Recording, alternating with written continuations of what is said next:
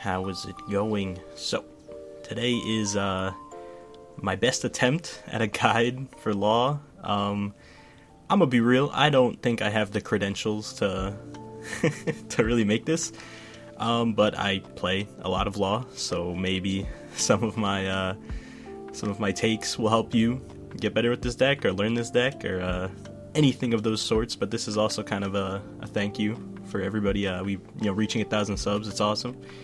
And so just wanted to start off with the deck list. There's a couple changes from the other one I made. I switched back Veggie to switched back Killer to Veggie. I don't think it super matters early game when you're playing 2-drops against like Rebecca, which is like the main part you want 2-drops for. I feel like just like playing a Sanji or playing a Dadan was better, so I put Veggie back to the spot of the 1-drop just because it felt more fluid. I just cut Brook down to 2. I still think the card's really good, and I added a guard point just for a little bit more defense. But yeah, if you guys want to hear more about kind of like Law's core and the other deck list, I'll leave a link in the description for that video if you guys want to know a bit more about how I think Law deck building works. But this is the list that we're working with in this format. I think there also could definitely be a consideration to up this like Luffy to 2, because the card is very strong. So yeah, but I guess let's just talk about the very basic game plan of Law. If you guys have never played him and you're thinking about picking up the deck, pretty much how the deck works is that your first 2 turns are usually turns where you'll play 1 to 2 drops, usually like searchers like Nami, Dadan, sometimes your chopper blockers, sometimes your Veggies, in order to fill up your board. And then by like your 3rd turn, you can kind of fill up your board and then start using leader effect and replacing all of your little characters with like your Laws, which will get a lot of value by either replaying Nami's or like establishing a Zoro or a Rush Zoro, giving you an extra attack or getting a bigger attacker. Or when you're more established, you'll have be able to leader effect into restand Laws to get like 2 big swings a turn, or like Luffy just to get an extra attack a turn, which ignores blockers and stuff. But yeah, that is like the very basic game plan of Law, is that you're just gonna play your little characters, and then you're gonna use your leader effect to kind of cheaply play out your bigger characters, and by doing so, it'll give you room to attack with your little characters and then just like take them back, which is very powerful, kind of restanding a lot of your board so your opponent can't really interact with it. But just from a very basic take, that is how Law works. But there obviously is it gets a little bit more complicated with matchups, and I will get to talking into matchups, but let me just go over a couple important like points of the deck that people might miss when they're playing this deck, and I think they're very important. And let's just start right at the top left. Otama. Otama is quite possibly, in my opinion, the best 2K counter in the game. The amount of utility you get with this card, while it also being a 2K counter, is super crazy. And obviously in Law, it becomes infinitely more valuable because you get to bounce it back to hand. But Otama just being able to -2 to one of your opponent's bodies is absolutely crazy. So let me just kind of put it in perspective. Let's say they have a Parasparrow. Sure, we'll go with that. And you're on your like 3rd turn, about to establish your leader effect, and you just fill your board with Otama. You -2 to Parasparrow. So at this point, you're probably gonna have either 1 or 2 Namis, maybe a Dadan, maybe you have a Chopper, kind of whatever you filled your board with. Maybe you had to play down a Brook because your hand was a bit hard. But yeah, whatever you kind of filled your board with will now get extra value because you played down this Otama. Meaning that you can attack now the Parasparrow just with 1 Dawn with your Nami. You're swinging even with Dadan. You're swinging even with Brook, with Sanji, even though you'll probably use Sanji effect if you played him down in the matchup. This Nami you probably won't swing with it, but I mean you definitely could. But kind of really, Otama allows you to exchange a lot of value for all your little like searchers and bodies, because you won't have to invest any Dawn for them to attack that turn. So it'll pretty much guarantee that you clear that Parasparrow, because if they're really going to defend like 3/3Ks, and then like they still have to worry about your leader swing, and then your leader effect, which could possibly get a Rush Zoro, which is another swing, like you're going to out that 5k body pretty easily. They're probably going to let it go on like the first swing from like a Dadan. But even into bigger bodies, say they have an 8-drop Katakuri, and you just swinging 8 is pretty steep, right? But if you just -2 to it, you're swinging 6 now, and at that point, if they have an 8-drop Katakuri, you're very likely to have some form of blocker law or restand law established. Let's just say you have a blocker law. So, you play down Otama, -2 to it. You can then go like 2 Dawn on law to swing 2 over it, and then like use your leader effect, again, swing 8 at it. So you're just asking for a lot of cards from their hand, and it makes outing like bigger bodies like really easy. It makes outing almost anything very easy, unless it's like a 10-drop, then yeah, you're probably not going to want to attack that anyway. But Otama into like the low to like mid attack characters are super good with this deck, because you'll have so many swings on that character that like it's just not worth defending for them. So yeah, Otama is very important. I think this card is crazy, and yeah, definitely don't forget that is a play of just playing Otama and then swinging your board into whatever you want to out. I know even I miss it sometimes, where I'm like, oh, I should have just Otama'd that because I need to fill up my board anyway. But yeah, very strong card. Anything else I want to talk about? Yeah, we'll talk about Bonney. So a thing I see a lot of newer like laws do is play out their Bonney early. I know this kind of sounds a bit counterintuitive, but it makes sense, trust me. You don't want to play your Bonney until you have your leader effect established. The reason that is because Bonney basically fetches all of your strong plays in 5, both your 5-drop laws. It'll find your Zoros, it'll find your Rush Luffy. So basically everything that your deck wants to do when you have your board established, Bonney will find. So you don't want to just play this card early and just let her die. You definitely don't want to tap her if you do play it. There are some matchups that you can play her and not use her, and it's like fine, because they don't have an efficient way to really get rid of her. But a lot of matchups that isn't the case, so you almost always just want to hold this card in hand until you have your leader effect online. And the reason that is because you can just loop her every turn. So say you have 4 on board, you play down Bonney, you use her, you find a blocker law, and you can use leader effect, take back one of your red cards. You're gonna have one because, I mean, the red cards are pretty much what build your board usually. And so you take back one of your red cards, you play down law, you use law effect, you take back your Bonney, and you play, either a Zoro, a Searcher, whatever you have in your hand. But yeah, pretty much you want to have the loop of just taking back your Bonney every turn, so you can always find a play for the next turn. Sometimes if you have multiples of her, you can play her down, and then you're like, oh, I don't have a blocker law, but I have a restand law. You can still do restand law plays and just let the Bonney die if you have another one. It's not the biggest deal. But if you only have the one, and your hand isn't filled with like 5-drops and your Zoros and everything you want to do, you definitely want to wait until you can leader effect and then play her. I still almost never play her early game, unless I'm against a matchup I know I can. But yeah, that's a bit of, I think, a more important thing that maybe people don't initially realize about this deck, and I think that's pretty important. I'm trying to think if any other cards are very important. A lot of these cards are just kind of tech choices for certain matchups, and I will get into matchups, don't worry. But yeah, I'll throw in a couple more, like, I guess, how would I say, concepts at the end, which are, I guess, a bit more when you're more comfortable with the deck that you can start doing that. But yeah, let's talk about matchups now in the OP04 format. So we can talk about the new decks first, I guess. I think that's a fine place to start. I know Law's number one enemy in this format is Rebecca, or at least a lot of people think that is the case. And I won't deny that it is a harder matchup, but I think it is very winnable, and I think it's definitely off the backhand of the 2K counter Sanji. So something you'll quickly learn playing against Rebecca is that your 1-drops early game are not going to stick. They never stick. They have too many ways of just freely popping them that early game it's not even worth playing them, honestly. Early game you want to be able to play your 2-drops, your Zoros, or your Brook, which is why Brook is here. So like the strongest card again in that matchup is Sanji. Because he's a 2-drop, they don't have an efficient way to pop him. They need to do some weird stuff like 3000 Worlds it, or they need to Lumbus and then like Kyros or Leo it. So there's no real good way to get rid of this Sanji. So I think turn 1, definitely just want to slam down the Sanji if you can. And I immediately just started taking my life. I like to go down to 1 life in the Rebecca matchup, and I feel like I'm pretty stable there.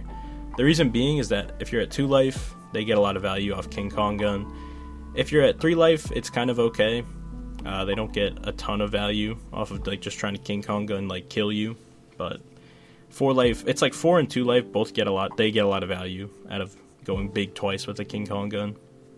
So I like sitting at 1 because I can't get double attacked, and I have plenty of cards to play my game and like defend against these bigger swings, defend my board. But yeah, Sanji is very important, and so are the rest of your 2-drops, honestly.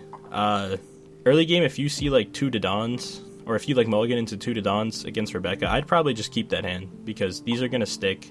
You'll at least have guaranteed 2 bodies on the board for your hopefully 6th Dawn turn. You want to go second because it just makes the curve.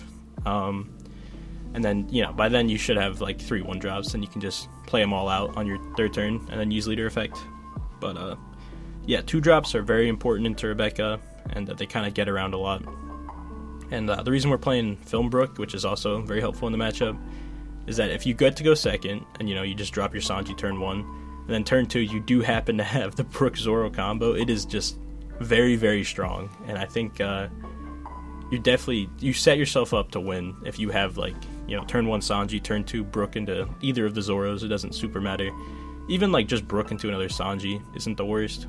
Just bodies that they can't really deal with. But yeah, if you can like go turn 1 Sanji, turn 2 Brook into Zoro, you're off to the races. So that's kind of how you win that matchup. Also, take it slow if you don't think you're gonna like be able to play enough 2-drops to really efficiently set up your leader. If you say your hand is like a lot more high-end stuff, I'd just like play a Zoro and then just like swing big until you have the turn that you can set up your leader, because they're really not, they're not rushing you down. If you don't see Sanji, you can just take it slow, try to play bodies that they're gonna need to spend resources on getting rid of, and then when you can, you can get into your leader effect. Also, swinging big into the Rebecca matchup is pretty valuable. Like, say you don't have any 2-drops, your hand is just all 1-drops. You can literally just, 4 Dawn on lead, attack for 9, force them to take a life, and then they'll be over the hand limit to use their leader effect, which could definitely slow down when they're able to double attack with Luffy and stuff like that. And then by then, hopefully you'll be able to get some like a Zoro down or a Brook, or just if you find a 2-drop. So yeah, that is not a bad idea if you're forced to. If you feel like playing your 1-drops are just gonna do nothing. And I feel like every time I'm like, I'll just play like 3 1-drops here, surely they won't all die. They all die. So I wouldn't even bother. I wouldn't even bother until you can use your leader effect to play 1-drops. I do think if you're playing the matchup correctly, it is kind of hard for the Rebecca player, and I know a lot of people aren't super comfortable in that deck yet. I think it's a very hard deck. So just something to note, that I think if you're playing the matchup this way, it definitely is going to be hard for the Rebecca to like win the matchup. I think once everyone gets more comfortable on the deck, it's still going to be hard, but for now, I feel like this strategy does work pretty well. Moving on, we can talk about Dofi, the new Dofi. Why not? I feel like this matchup it's definitely even, if not law favored. The one card that is very annoying for the deck is Sugar, because you're pretty much forced to sack off one of your 1 costs early just to deal with the Sugar, and they'll also be able to clear one when they play Sugar, so that does slow you down. But other than that, I don't think it slows you down enough that the matchup would be hard. You're still going to be able to usually get your leader effect by turn 3, and then the amount of pressure this deck is able to like do, or like I guess that's the word I'll use, is very hard for Dofi sometimes. They do have a lot of defense in the 2-drop events, so the matchup I want to say is even, again, if not law favored, because if they have like Punk Gibsons, it's very strong against the deck. Even just like Spiderweb, like say you Otama their Film Nami, and you just swing 5 at it, they can Spider's Web, restand it, and then you kind of lost your value on your Otama. So there's like a lot of little interactions that can make the matchup a bit harder, but I still think that you do fine into the matchup. You have Restand Law to play around 10-drop Dofi, which is very important, so you can just end your turn with at least like 2 to 3 bodies active, even after getting a couple swings in, so they can't 10-drop all your important bodies, and then you're kind of stuck. So, yeah, that definitely kind of mitigates it. I will say Uta is very strong in the matchup, at least late game, because all your cards are going to be 5 cost or lower. So every time you swing, if they have an Uta, it's very likely that they will be able to rest one of your other attackers. So, yeah, it's definitely a very back and forth match. I think Dofi has the tools to deal with Law. I think Law has the tools to deal with Dofi. So I just think it's even again. So, yeah, I think as long as you're comfortable with Law, that matchup shouldn't be a huge problem. Moving on, we can talk about Queen. Queen is just, the matchup again is like, it's weirdly even. I feel like it should be Law favored, so I'm gonna say that I'm just not very good, and it's probably Law favored.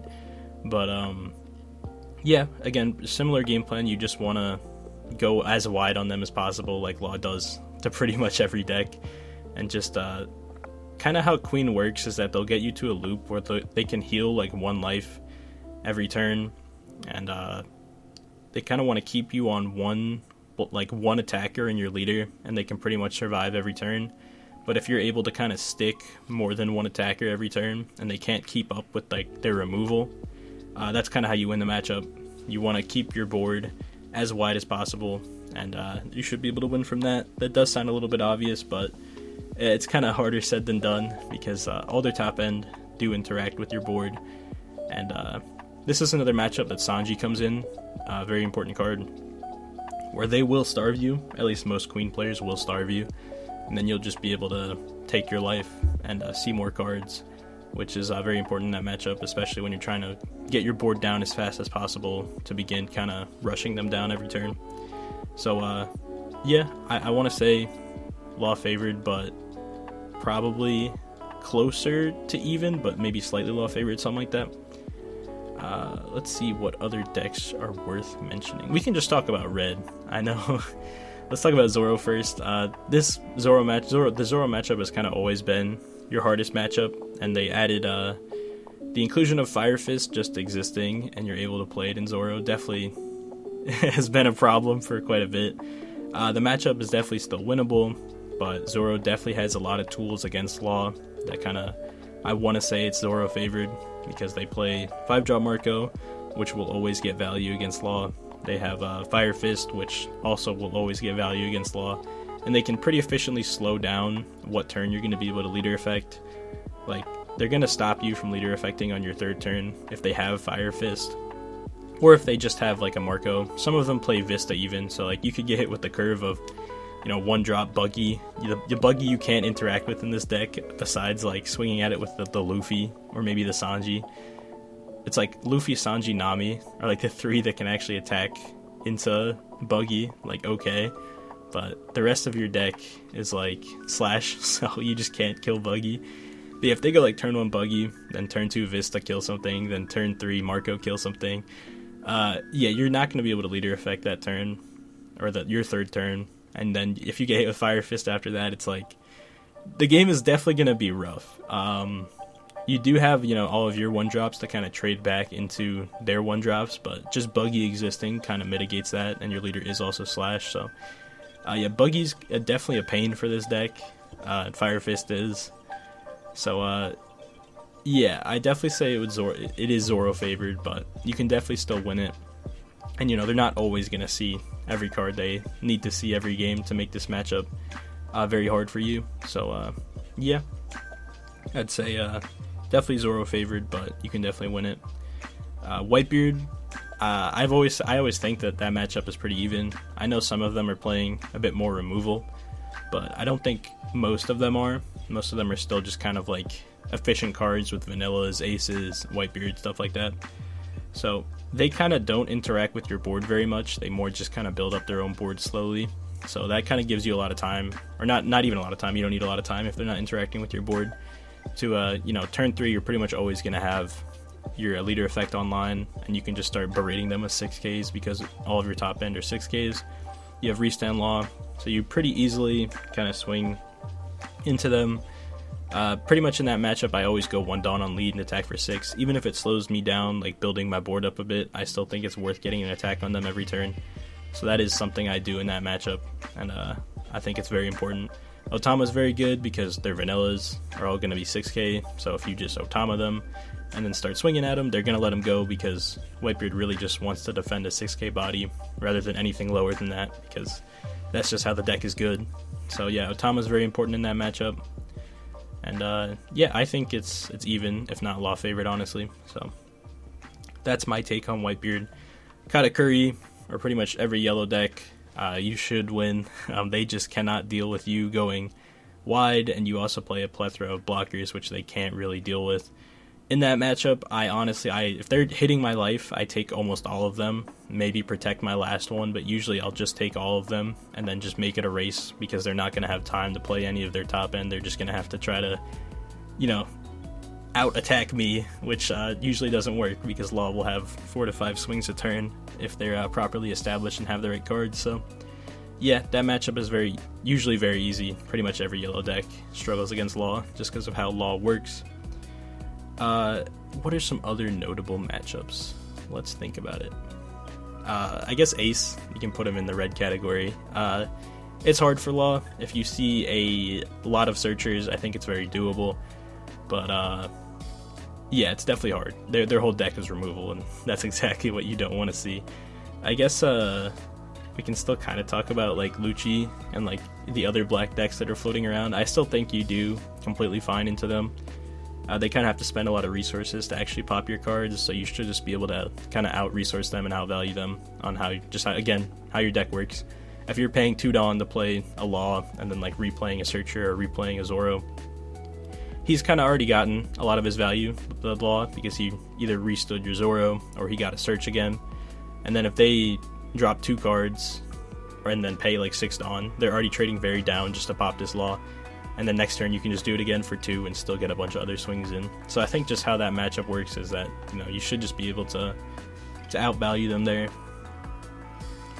And yeah, I'm trying to think if there's any other matchups I should talk about. I guess the Mirror. The Mirror feels a little bit sacky at times. I think you just need to see. I know some Laws are still playing removal. I don't think it's worth playing like Vistas and stuff. I don't really. And I guess this list isn't respecting the Mirror or Zoro, but I think it's fine. I still think it's very playable. Brook kind of respects Zoro in the sense that it establishes 2 5Ks, and then Fire Fist, they need basically an extra card to out both the 5Ks you establish, so I think that this card respects Zoro enough. And the Law Mirror, again, if you're both playing this list, it's just going to be kind of who sees their top end more, and who is just playing better, honestly, who is making more efficient plays. Alright, so one matchup I think I kind of forgot about was Croc. You do really good in the Croc. I don't have a lot of talking points to him. Them bouncing your cards kind of doesn't get a ton of value. 3000 Worlds is pretty strong against Law, but as long as you can kind of like reestablish like another one of your top end, like the turn after you get 3000 Worlds, it's not that big of a deal. Red Rock, they're paying way too much to bottom deck one of your 5 drops, so you kind of trade up pretty well on that. They also, I feel like you just kind of outvalue them at times with your leader effect. You kind of just, a lot of what they want to do to slow you down just doesn't work against Law. So yeah, I think you're pretty heavily favored in that matchup. When it does hit late game though, it can get a bit scary with you getting like 10 drop Kaido'd and then like they leader effect bounce another thing. But usually at that point they should be pretty low in life that you can kind of just bully them down with whatever's left of your board plus like your leader, and you should be able to win that. They do play a decent amount of blockers, but it just like you get around it just because of like when they're playing the blockers, it's usually like mid game you'll have a ton of attacks. The only time you won't have like a lot of attacks is like really late game when they're like playing a top end and then leader affecting and stuff like that. So yeah, I still think you're heavily favored in this matchup, and just quickly wanted to talk about that. But I think that's pretty much the main decks I wanted to talk about when it comes to Law's matchup spread. I guess we can talk a couple more points that I guess I think are important to know in Law, and I guess it's like keeping track of your searches, which is kind of hard. It is kind of hard. I know some people say you can like turn your Dawn upside down or like have specific ones for each card. I really don't do that. Just kind of my rule of thumb is that if I play a Nami and I see that I bottom deck like a blocker law, I'll be like, okay, that blocker law is 7 searches away. That's kind of just how I try to keep it in mind.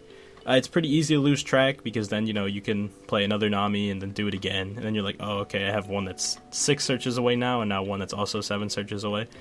So it gets a little bit hard to keep track of. You can do the Dawn thing. I don't know how people feel about that. I try not to do that, but it kind of gives you a rough idea of when you'll be able to find your law again.